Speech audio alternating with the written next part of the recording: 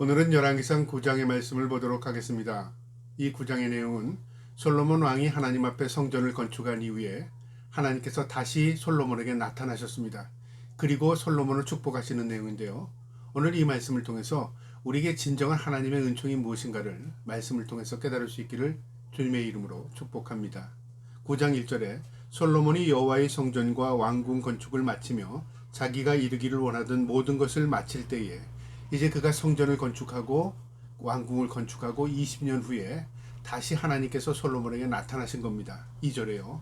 여호와께서 전에 기본에서 나타나심과 같이 다시 솔로몬에게 나타나사 여호와께서 그에게 이르시되 내 기도와 내가 내 앞에서 간구한 바를 내가 들었은즉 나는 내가 건축한 이 성전을 거룩하게 구별하여 내 이름을 영원히 그곳에 두며 내 눈길과 내 마음이 항상 거기에 있으리니 하나님께서 이 솔로몬의 기도를 그의 마음의 소원을 받으시겠다는 겁니다. 그가 어떤 기도를 했냐면요. 하나님 우리가 어디에서든지 어떤 상황에 있었든지 하나님의 이 성전을 바라보고 기도할 때 하나님 응답해 주세요.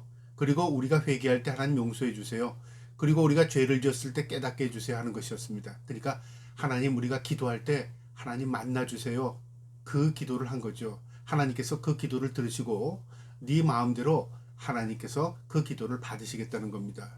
4절에요. 내가 만일 내 아버지 다윗이 행한 것 같이 마음을 온전히 하고 바르게 하며 내 앞에서 행하며 내가 내게 명령한 대로 온갖 일에 순종하며 내 법도와 율례를 지키면 하나님께서 뭐라고 말씀하시냐면 내가 너의 기도를 들었겠다.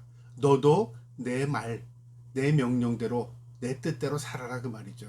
우리는 하나님께 기도합니다. 그리고 하나님께서는 우리 기도를 들으십니다. 그러나 우리가 기도만 하고 하나님의 말씀대로 뜻대로 살지 않으면 그 기도가 상달되지 않는 겁니다. 그러니까 우리도 하나님의 말씀대로 하나님의 뜻 가운데 살아가는 거죠. 그리고 하나님께서는 그 하나님의 백성의 기도를 들으시고 응답해 주시는 겁니다. 그러니까 축복이라는 건 뭐냐면요. 가만히 있는데 우리에게 임하는 게 축복이 아니라 우리가 하나님의 말씀대로 살고 하나님의 뜻 가운데 있는 것 그 자체가 축복이고요. 우리가 기도할 때 하나님 들으시는 것 그게 축복입니다. 그러니까 솔로몬이 성전을 향하여 기도할 때 하나님 들으시고 또 솔로몬이 하나님의 말씀대로 그 법도대로 살아갈 때 하나님께서 그에게 축복하시는 겁니다. 5절에요. 내가 내 아버지 다윗에게 말하기를 이스라엘의 왕위에 오를 사람이 내게서 끊어지지 아니하리라 한 대로 내 이스라엘의 왕위를 영원히 견고하게 하려니와 하나님께서 약속한 대로 다윗에게 뿌리로부터 끊이지 않도록 하나님께서 그의 왕위를 이어가겠다는 것처럼 하나님도 그 약속을 지키겠다는 겁니다. 어떻게 하면요? 내가 하나님의 말씀대로 하나님의 법대로 하나님의 뜻대로 살면 그러니까 하나님은 변치 않으십니다. 우리가 하나님의 말씀대로 살지 못함으로 인하여 하나님의부터 약속을 우리가 파기하게 되는 겁니다. 그러니까 문제는 하나님의 말씀에 문제가 있는 게 아니라 우리가 하나님의 말씀을 어기고 살아서 그 문제가 생긴 겁니다. 6절에요. 만일 너희나 너희의 자손이 아주 돌아서서 나를 따르지 아니하여 하며 내가 너희 앞에 둔 나의 계명과 법도를 지키지 아니하고 가서 다른 신을 섬겨 그것을 경배하면 우상 섬기면 너희가 하나님의 말씀대로 산다고 말은 했지만 너희 백성들이 우상을 섬기게 되면 어떤 결과가 일어나냐면 그 말이죠.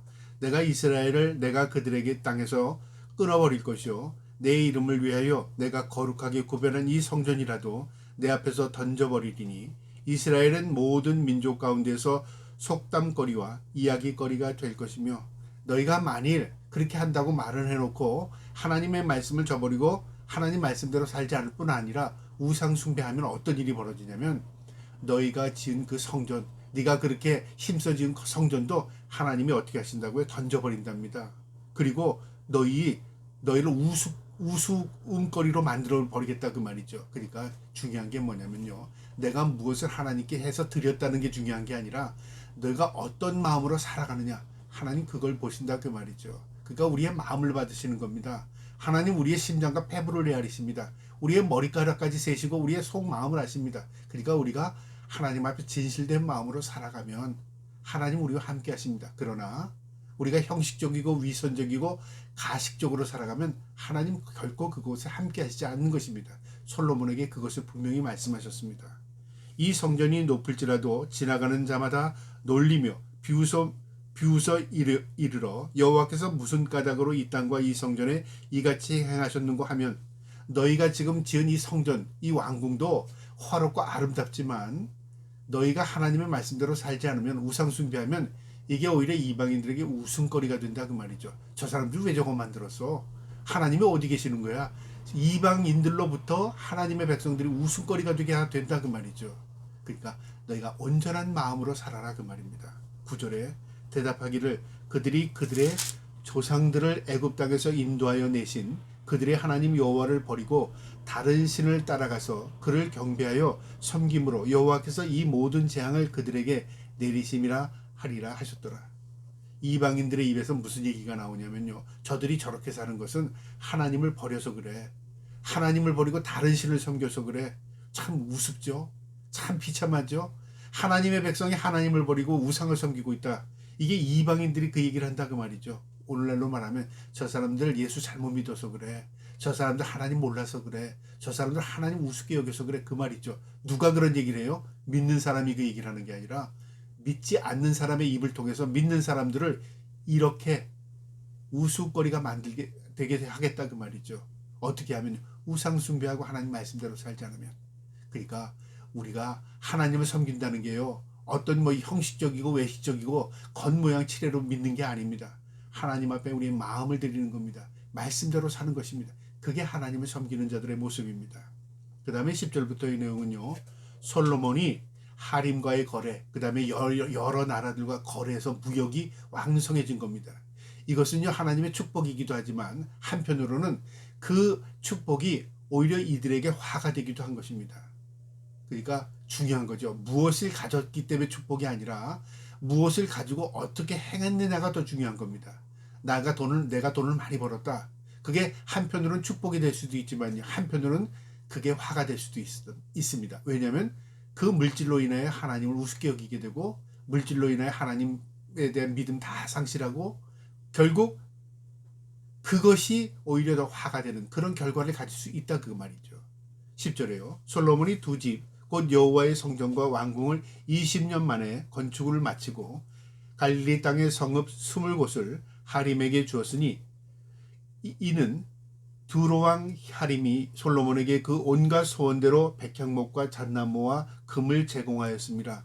이 하림에게 그 대가로 백향목을 그다음에 기술자들을 노동력을 제공한 것에 대해서 보상하는 마음으로 성읍 20곳을 하림에게 준 겁니다. 그런데 이 하림이 그 성읍을 받고 별로 탐탁하게 여기지 않습니다. 12절이에요. 하림이 두로에 와서 솔로몬이 자기에게 준 성읍을 두고 눈에 들지 아니하여 이르기를 내 형제여 내게 준 이 성읍들이 이러한가 하고 이름하여 가볼 땅이라 하였으니 그 이름이 오늘까지 있느니라. 가볼 땅 무슨 의미냐면요. 무익한 땅, 아무 쓸모없는 땅이다 그 말이죠. 솔로몬이 이게 지혜라고 말할 수 있을까요? 아닙니다. 충분한 대가를 받고 노동력을 제공을 받았다면요. 그에게 상응한 충분한 또 보상을 하는 게 상거래의 도리입니다. 근데 솔로몬이요 그걸 하지 않은 겁니다. 하림은 받고도요 다른 말 하지 않았습니다. 내게 쓸모없는 땅이구나 그 말이죠. 못마땅하게 생각했다 그 말이죠. 그 다음에 하림이 금 220달란트를 왕에게 보내었더라. 하림은 겉으로는 표현하지 않았습니다. 그러나 그가 또 돕고자 하는 마음에 금도 또 성전에 지을 그 다음에 왕궁에 지을 금의 재료들도 충분히 보내준 겁니다. 그러니까 솔로몬은요 많은 이득을 본 것 같죠. 그러나 결국 그 이득이요 결국 그에게 있어서 축복이 되지 못합니다. 그러니까 우리에게 있어서 무엇을 가졌다 무엇이 우리에게 있다가 중요한 게 아니라 어떻게 행하느냐 그게 더 복이 되는 것입니다. 15절에요. 솔로몬 왕이 역군을 일으킨 까닭은 이러하니 여호와의 성전과 자기 왕궁과 밀로와 예루살렘 성과 히솔과 무기또와 게셀이 건축하려 하였습니다.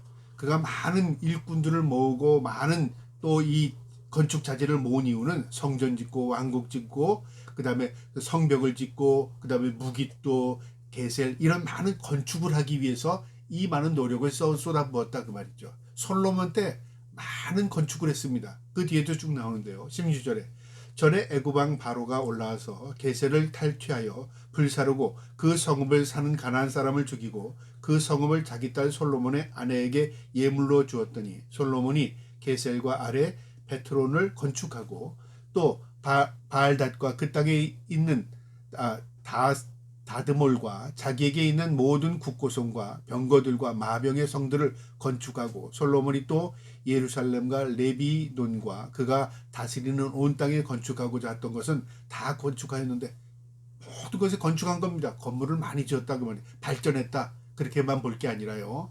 국고성 짓고 병거 짓고 성벽 짓고 그다음 여러 가지 부속 건물 짓고 많은 건물을 지어서 사람들 보기에는 굉장히 발전하는 것 같이 보였지만 이게 오히려 낭비가 되기도 하고 사치가 되기도 합니다. 그러니까 우리가 눈에 보이는 것이 전부가 아닙니다.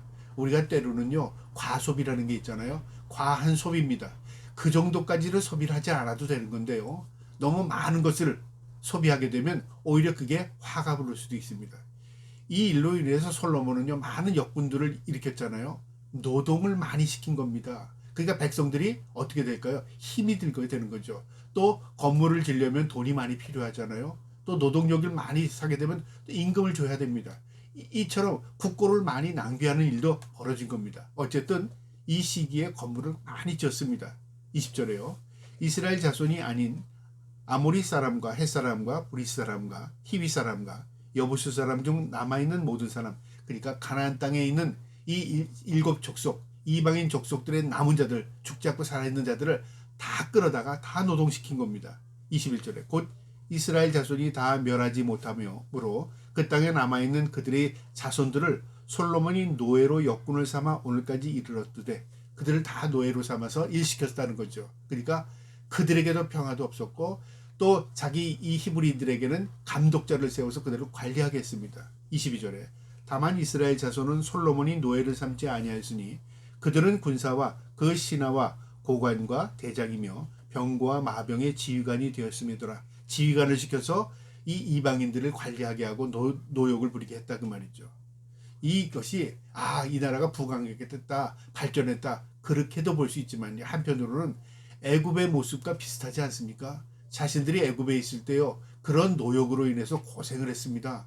그래서 그것에서 다 탈출해 나오고 하나님께 기도함을 통해서 하나님께서 이스라엘 백성들을 구원해 내셨잖아요. 근데 이스라엘이 오히려 이제는 어떻게 됐냐면 꼭 애굽의 모습을 비슷하게 닮아가는 것 같은 그런 모습이 듭니다.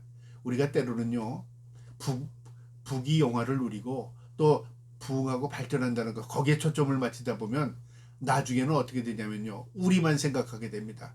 다른 것 사람들이 고통당하는 것을 생각하지 못하게 된다 그 말이죠. 그것을 지금 우리에게 가르쳐 주는 겁니다. 그러니까 이 솔로몬 시대에 이스라엘이 부흥 발전했지만 그 반면에는 이 백성들과 이방인들이 노역으로 인해 고생했다 그것이기도 합니다.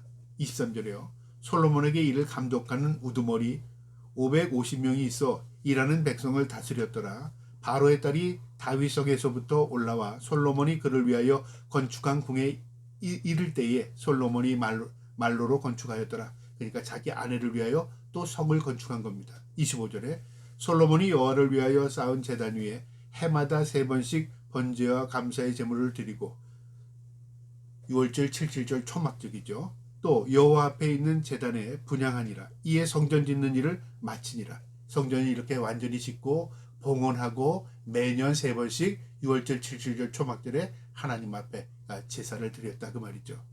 26절에 솔로몬 왕이 에돔 땅 홍해 물가의 에롯 근처 에시온 게벨에서 배를 지었더라. 그러니까 이제 해안가에다 바닷가에다가 이제 배를 짓는다. 그러니까 무역하기 위해서 이제 배를 건축하기 시작한 겁니다. 27절에 하람이 자기 종 곧 바다에 익숙한 사공들을 솔로몬의 종과 함께 배를 보내매 그들이 오벨에 이르러 거기서 금 420 달란트를 얻고 솔로몬 왕에게 가져왔더라.